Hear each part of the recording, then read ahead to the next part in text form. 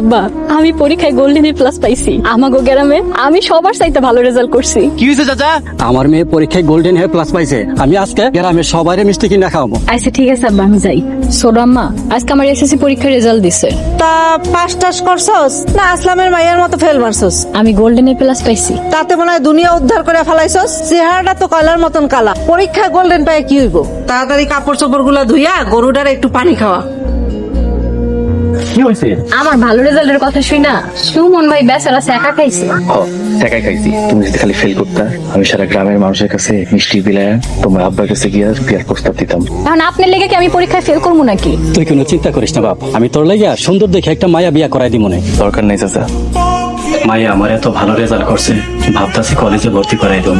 কলেজে ভর্তি করাই দিবেন মানে? কলেজ তো মেলা দূরে, এখানে যাইতেই তো লাগবো গাড়ি ভাড়া ডেইলি 100 টাকা। হাত খরচ, বইপত্র, মাস্টারের বেতন। আমাগো মতো গরিব মানুষের পক্ষে কি এত খরচ বহন করা সম্ভব? তার চেয়ে ভালো মাইয়ারে বিয়ে দিয়ে দেন। তুমি সব কি কইতেছো? আমি ঠিকই কইতেছি। আমি যে ওর সৎমা বললে এই কথা কইতেছি তা না। ও যদি আমার নিজের পেটের মাইয়া হইতো তাও আমি একই কথা কইতাম। কি ব্যাপার রমজান ভাই, আপনি মেয়ের ডাকেন? সাজেদা, মায়ের এখানে নিয়ে আসো। চেহারাটা একটু দেখি। কাকা, কাকা বাড়িতে আছেন?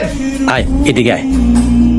এ ঘরে মেহমান আইছে, তুই কিছু বলবি? এমনি কাকা, আপনি আজকে কামে আসেন নাই তো, তাই আপনার দেখতে আসলাম। কালকে থেকে আমি যাবো না, তুই এখন যা।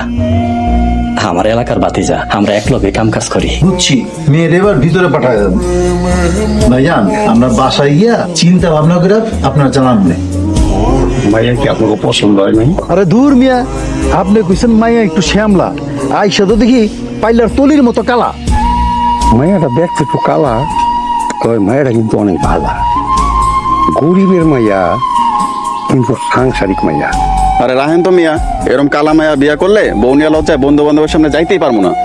তাছাড়া আমাকে আত্মীয় স্বজন আছে, এলাকার লোকজন যা তা কইব। আব্বা চলেন তো, এই চিটার ব্যাপার ঘটকের পাল্লায় পইরা আমাকে সময় আর গাড়ি ভাড়া দুইটাই নষ্ট হইলো। চলো। আব্বা, আমার এখনই বিয়া শাদী দিও না, আমি আরো পড়াশোনা করবো। আমারে যদি বিয়াই দিয়া দিবা তাইলে এত কষ্ট করে পড়ালেখা করাইছিলা কেন? আর আমি বা এত কষ্ট করে পড়ছিলাম কেন? নিজের স্বপ্ন দেখা নিজেই এখন সেই স্বপ্ন ভাঙ্গা দিবা? মারে, আমি তো গরিব মানুষ, আমার যতটুকু সামর্থ্য ছিল আমি ততটুকু তোরে পড়াইছি। এখন আমার বয়স হয়েছে, এই বয়সে তোরে আমি কলেজে পড়ানোর মতো সামর্থ্য নাই রে মা।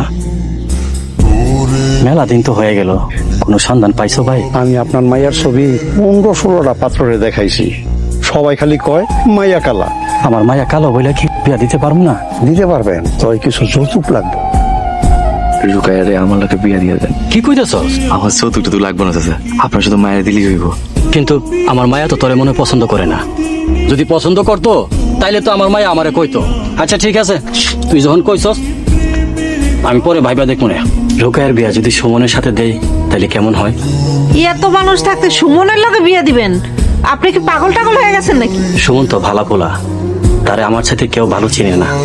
আরে রাহেন তো আপনার ভালো। ছোটবেলায় বাপ মা দাদা দাদির কাছে হালায় থুইয়া দুইজন দুই দিকে চলে গেছে। সেই দাদা দাদিও তো এখন বাচ্চা নাই, এতিম একটা পোলা।